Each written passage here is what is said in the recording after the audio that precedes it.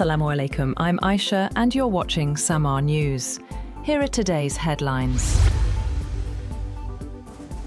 Pakistan has categorically rejected a CBS News report regarding the presence of Iranian aircraft at Noor Khan Air Base, calling it misleading, speculative and sensationalised. The Foreign Office said the aircraft were in Pakistan as part of logistical arrangements linked to Islamabad talks, not because of any military contingency. According to the spokesperson, several aircraft from Iran and the United States arrived in Pakistan following the ceasefire and during the initial round of the Islamabad talks. Pakistan stressed that the Iranian aircraft currently parked in the country arrived during the ceasefire period.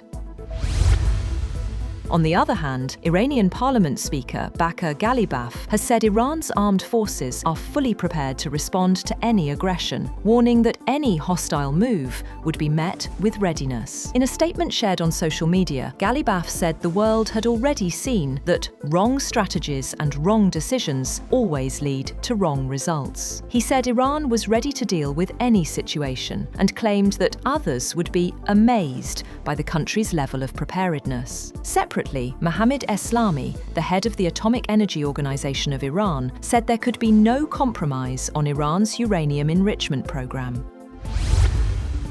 Iranian parliamentary spokesman Ebrahim Rezai has said that the country could enrich uranium up to 90% purity, a level considered weapons grade, if Iran is attacked again. The spokesperson for the Parliamentary National Security and Foreign Policy Commission posted on X that one of Iran's options in the event of another attack could be 90% enrichment, adding that it will review it in the parliament. The fate of around 400 kilograms of uranium enriched to 60%, a short technical step from roughly 90% weapons-grade material, remains unclear.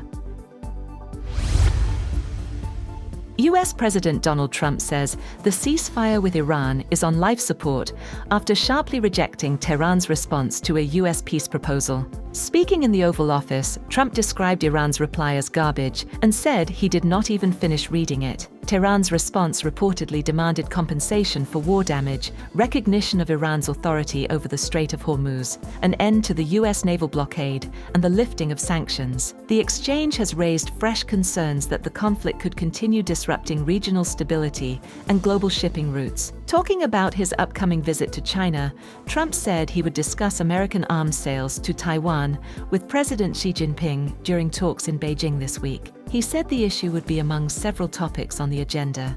He also said he did not expect tensions over Taiwan to escalate during his presidency, citing his very good relationship with Xi.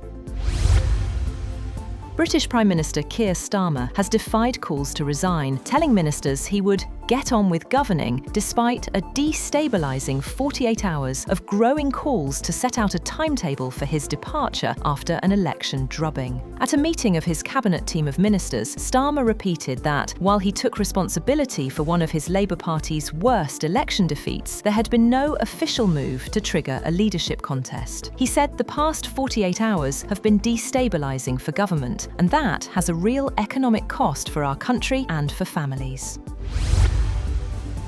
Britain's Keir Starmer has come under renewed pressure when 4 ministerial aides stepped down and more than 70 Labour lawmakers publicly called for his resignation after his appeal for another chance seemingly fell on deaf ears. The Times newspaper reported that Interior Minister Shabana Mahmood and other cabinet ministers had told the Prime Minister to consider setting out a timeline for his departure, as Labour lawmakers went public to express their dissatisfaction over one of the worst defeats for Labour in last week's local elections. Foreign Minister Yvette Cooper told Starmer that he should oversee an orderly transition of power.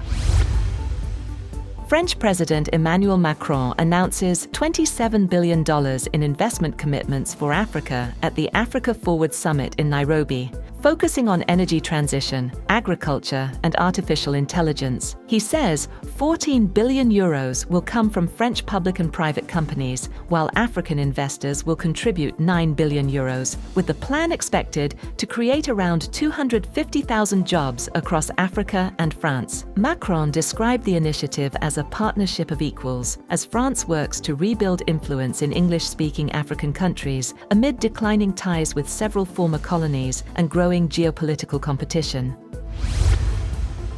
That's all for now. For more updates, visit www.samaa.tv. Thank you for watching SAMAA News.